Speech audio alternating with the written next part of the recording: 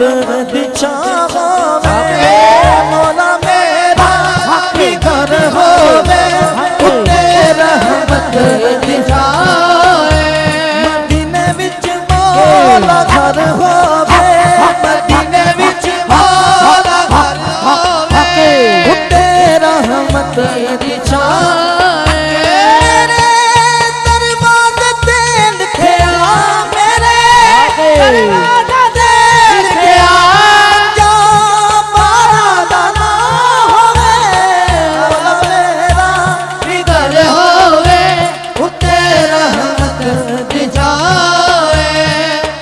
चंद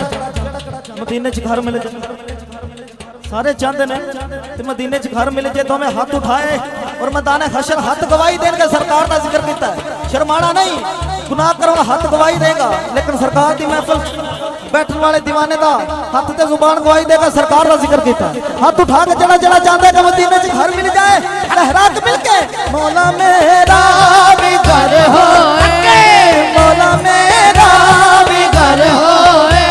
उत्ते रहमत दी छावां मौला मेरा भी घर होए उत्ते रहमत दी छावां मेरे दरवाजे ते लिखया पंजा चारा यारा मारा दा ना होवे मौला मेरा भी घर होए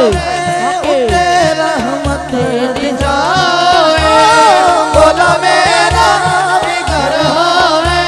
उत्ते रहमत दी छाए मिलाद मुस्तफा मौला मैं अपने घर सजाना हसन मौला दा दस्तरखान बेड़े विच सजाना है जिथे लंगर मैं जिथे लंगर मौला ऐसी ता होवे मदीने विच मौला घर होवे उत्ते रहमत दी छाए मदीने विच मौला घर होवे उत्ते रहमत दी छाए मदीने विच मौला घर होवे उत्ते रहमत दी छाए